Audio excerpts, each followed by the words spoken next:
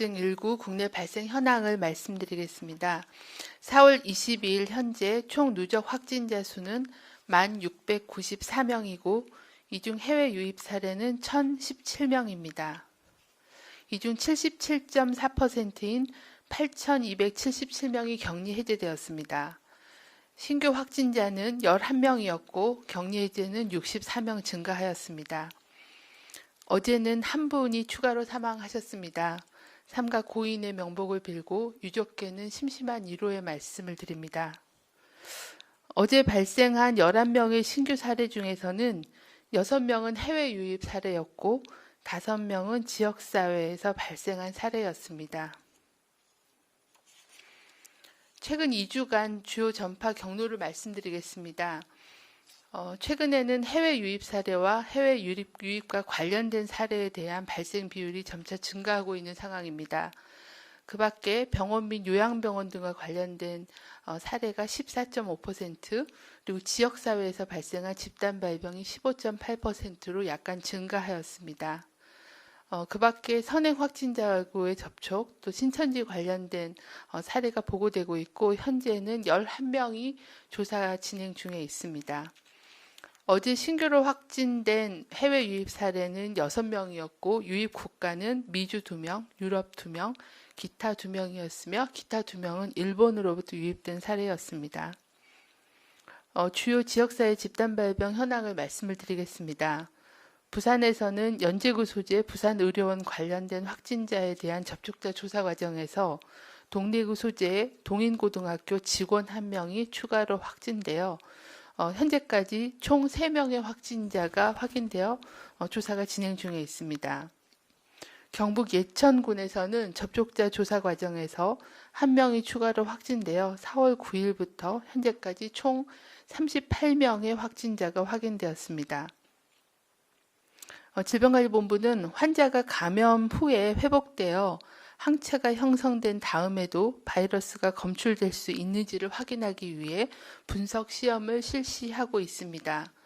중간 결과를 말씀을 드리면 25명의 확진자를 대상으로 분석한 결과 감염 후에는 모두 바이러스에 대항할 수 있는 중화항체가 형성된 것을 확인하였습니다. 이 중 12명, 총 분석 대상자의 48%는 중화항체가 형성됐음에도 불구하고 호흡기 검체에서 코로나19 바이러스 유전자 검사 양성으로 확인이 되었습니다. 이는 환자에 따라서는 중화항체가 형성되더라도 바이러스가 완전히 제거되지 않고 체내에 남아있는 기간이 다를 수 있다고 추정해 볼 수 있고 현재 추가적인 연구가 진행 중에 있습니다. 이 12명에 대해서는 추가적으로 바이러스 배양 검사도 실시를 하였으나 1차 검사에서는 음성으로 확인된 바가 있습니다. 추가적인 연구가 진행되면 더 말씀을 드리도록 하겠습니다. 중앙방역대책본부는 5월 5일까지 실시하고 있는 사회적 거리두기에 적극적으로 협조해 주실 것을 재차 당부드립니다. 특히 밀폐된 장소에서 밀접한 접촉이 일어날 수 있는 어떤 시설에 대해서도 운영을 최대한 자제해 주실 것을 권고합니다. 불가피하게 운영할 경우에는 출입자에 대해서 그리고 종사자에 대해서 발열 및 호흡기 증상 여부를 확인하고 출입 대장을 작성하고 마스크를 착용하며 참여자 간의 거리 유지, 그리고 소독 및 환기를 철저히 하는 등 방역 지침을 반드시 준수해 주시기를 바랍니다. 코로나19 예방을 위해서는 사람 간 접촉을 최대한 줄이고 손 씻기를 철저히 하는 등 개인위생 수칙 준수를 철저히 하는 것이 필요합니다. 또한 환기가 잘 안 되는 밀폐된 공간 또는 사람이 많이 모이는 곳은 되도록 가지 않고 불가피하게 가더라도 2m 거리 유지와 마스크 착용을 해주시고 악수를 하지 않고 또 손 씻기를 철저히 하고 또 씻지 않은 손으로 눈, 코, 입을 만지지 않는 등 개인위생 수칙과 사회적 거리두기를 지켜주실 것을 다시 한번 당부드립니다. 또한 의심 증상이 있을 때는 출근이나 외출을 하지 않으면서 선별진료소에서 진단검사를 받을 것을 당부드립니다. 오늘 오전에 질병관리본부가 안전수칙 준수로 안전한 예방접종 실시에 대한 보도자료를 배포한 바가 있어서 추가적으로 설명을 좀 드리도록 하겠습니다. 질병관리본부는 코로나19 유행 기간 중이라도 어린이, 어르신 등에 대해 감염병 예방 수칙을 준수하면서 안전한 예방접종을 받으실 것을 다시 한번 당부를 드립니다. 올해 1분기 예방접종률을 저희가 분석한 결과 특히 65세 어르신들의 폐렴구균 접종률이 작년에 비해서 3분의 1 수준으로 감소한 상황입니다. 수치를 말씀을 드리면 작년도 1분기에는 18.4%가 접종을 받으셨는데 올해는 6.4%만이 예방접종을 받으신 상황입니다.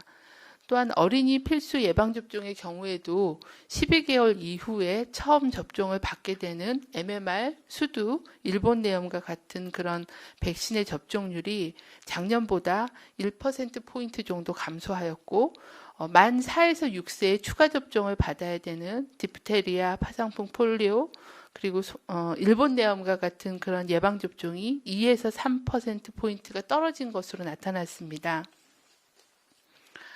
단 12개월 이전에 접종이 시행되는 필수 예방접종은 예년과 비슷하게 97 내지 98%로 높은 기초 접종률을 보여주고 있는 상황입니다.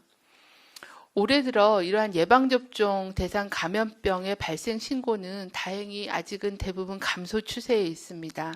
특히 수두나 유행성 이하선염 같은 경우는 작년 대비해서 30% 정도 환자 수가 감소한 상황입니다.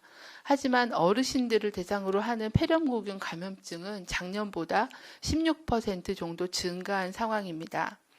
아마 이렇게 예방접종 대상 감염병인 수두 유행성 이하선염이 감소한 이유는 계약이 지연돼서 집단 발생이 감소한 것도 있고 또 코로나19로 인한 개인 위생 수칙에 대한 준수 또 사회적 거리 두기 등을 통해서 일반적인 감염병의 노출도 많이 감소한 걸로 기인한 걸로 추정하고 있습니다. 하지만 예방접종을 지연하거나 중단할 경우에는 홍역 등 예방접종 대상 감염병이 유행할 수 있기 때문에 예방접종을 적기에 실시하는 것이 중요합니다. 특히 개학을 앞두고 있고 또 개학이 되면 집단 생활로 인해서 수두, 유행성 이하선염 같은 감염병이 집단 발생할 위험이 증가할 수 있고 또 해외 교류가 증가할 경우에는 해외에서 유행하고 있는 홍역, 폴리오 등의 감염병 유입이 우려될 수가 있습니다.